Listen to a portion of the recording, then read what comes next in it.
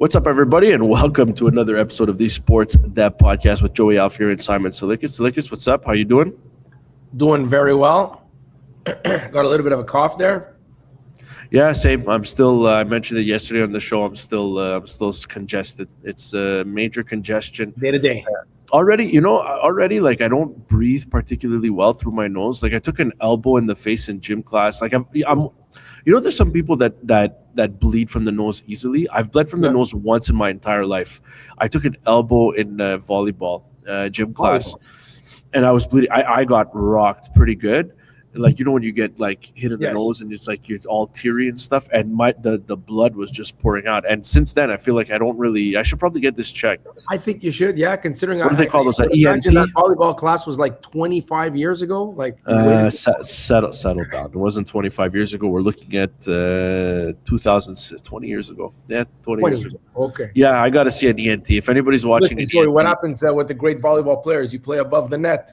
That's what happens, man. I'm trying to remember. Was it volleyball? It might have been basketball. It was basketball or volleyball. Anyways, I took a shot to the nose, an elbow to the nose. And so breathing through my nose is already tough enough. And then when you get congested, it makes it even more difficult. So if you hear me like breathe, it's because I can't like talk and breathe at the same time. I'm having the same problem eating. It's like you chew on stuff that's a little more chewy, and you're like, okay, I got to take a break because I'm fighting through adversity. You got to get that checked out, man. Yeah, enough about me. You know what else needs to be checked out? I'm going to make the smooth segue here. So we'll go straight into the Montreal Canadiens since you went there.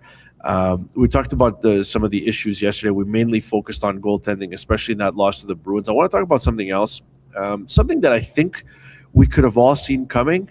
I think, I definitely mentioned it leading up to the season and even early on in the season. But the penalty kill has been hit or miss. Like the penalty kill has had stretches where it's been really effective, and then there's been really long stretches where it's been bad. And then you let the Bruins go 3-for-4 on the power play. That basically made the difference on Saturday night. But I think that my point at the beginning of the year wasn't so much schematically. Like I'm not that guy that's going to come in here and tell you, oh, they do this, and I'm not going to break it down for you. But when you have Armia and Dvorak and Savard walk out the door, those are three linchpins that were part of your penalty kill, not just last year, but in previous years. And those guys aren't there. And it's not to say that the guys that they have now can't kill penalties. But, when you exit stage left, three veteran guys that have been around for a long time, and look what it took to get Dvorak out of Montreal. I mean, the Flyers gave him a 1 year, $5.4 million deal, and now they just locked him into another multi-year deal at $5+ million. So clearly there's another team that saw some value there.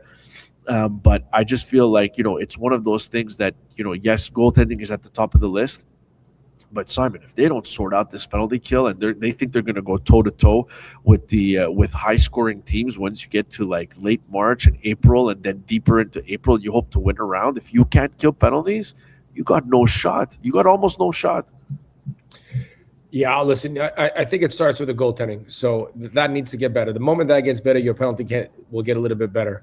I didn't think that the Armia, the Dvorak void would be this great.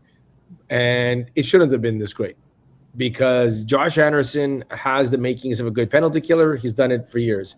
Sorry, Jake Evans. Like Jake Evans, the easiest part for Ken Hughes to slide you that contract was, listen, okay, maybe he's not going to bring it offensively. He's just a fourth line center. But you know what? Kid's got the making to be a very good penalty killer. I can check off that box, giving Jake Evans this deal, him and Anderson. Penalty killers going forward, great. Phil Danault, like, you're a bad penalty killer now? Like, how is this happening? Like, what is going on here? Like, this is your area of specialties. The Canadians didn't get this guy to, I'm sure they got him to score a goal here or there, but they got him to play a little bit of that lockdown to win key faceoffs, which to his defense, he's done that several times this year that have pretty much led to victories. But like Phil Danault, Jake Evans, Josh Anderson, like right there's three guys that, come on, man, you guys got to be better. I don't know. Maybe the Newhook void is also something that maybe Alex Newhook could have stepped in. But he wasn't even. Yeah, I know, but he was going to, but he wasn't one of those guys last year. I mean, he played. No, but he fits, quick feet, Joy, get the stick in the passing lanes, all those things.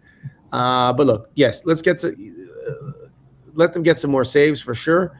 But this falls to me squarely on Jake Evans, Josh Anderson, and you brought in Phil Deneau for a reason, and that penalty killing is not good, and that's what he was brought in for. Nobody's going to complain, Joey. I'll complain every 4 or 5 podcasts if Phil Deneau goes 7-8 games without a goal. I'd be like, okay, Phil, get one.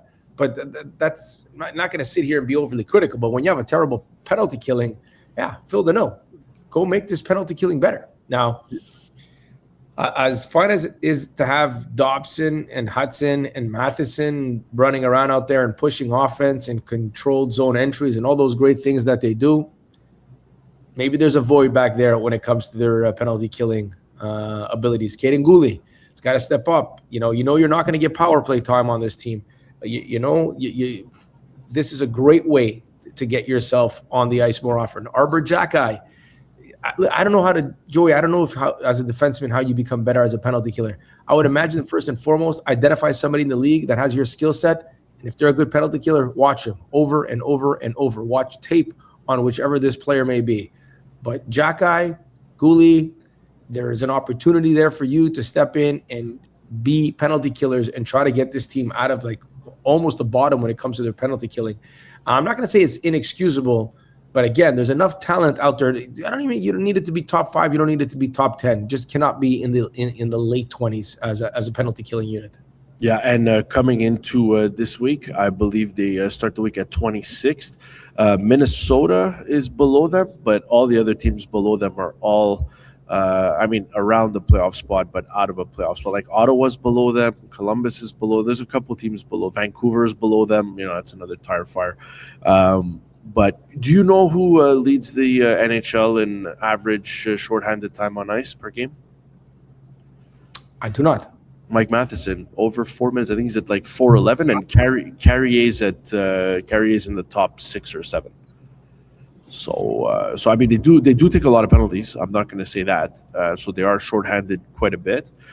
But yeah, like I know that at 5-on-5, the game had seemed to have passed David Savard by, and clearly he knew because he decided to step away from hockey. But there was an element of sacrifice to his game. There was that hockey smarts where he knew how to get into a shot lane, and he was willing to sacrifice his body. And, Yep. he was a smart player. I remember him like on the ice and along the ice and trying to cut off passes and whatnot. And there's some of that went out the window when he left. But I think it's still, again, like we can't come into this season, and I know it's hard to think this way because right now you have aspirations of finishing top 3 in the Atlantic Division, and you don't want to hear this, but they are a young team, and there are a lot of guys there that don't necessarily play these many penalty killing minutes like they are this year for the Canadians. I think there's a lot of guys that are figuring it out. They obviously had to sacrifice a second round pick, which is nothing to scoff at there,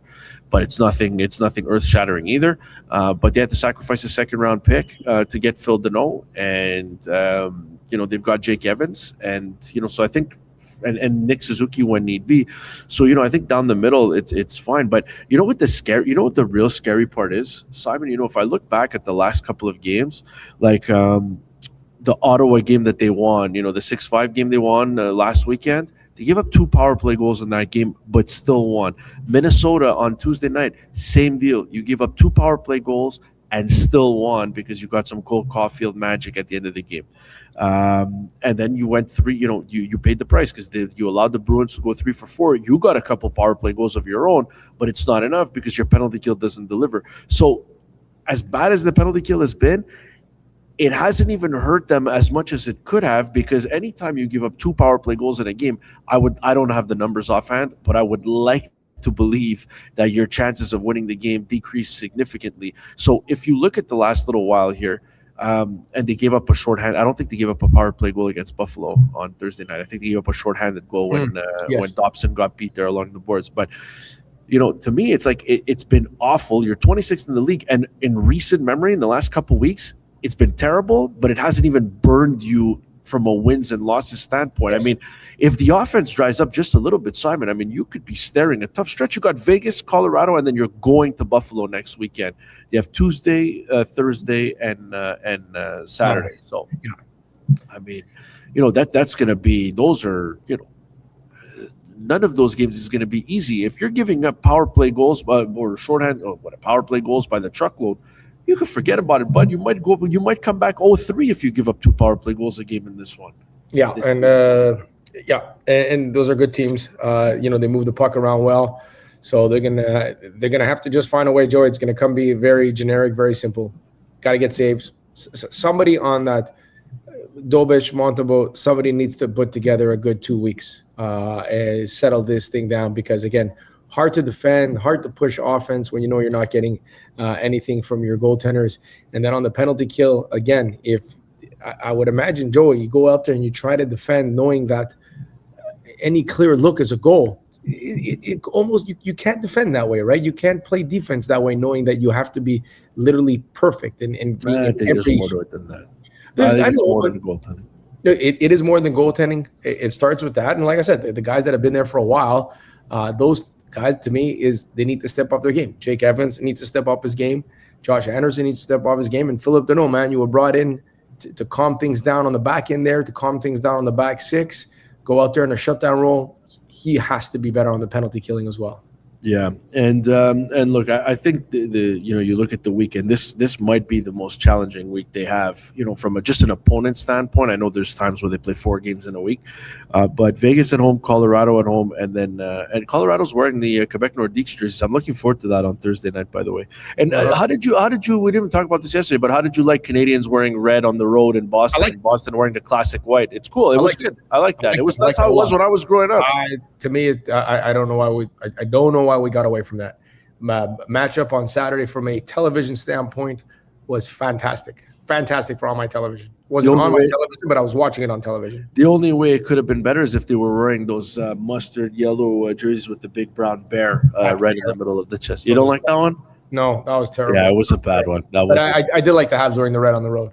Yeah, it's cool. I like that. Yeah, and Thursday night, I'm looking forward to that jersey matchup a lot. Getting the Nordiques Canadians matchup head to head. I think my favorite jersey that I saw this year outside of the Canadians, I liked when the Canadians played in Vancouver and they played they had the Vancouver use the black.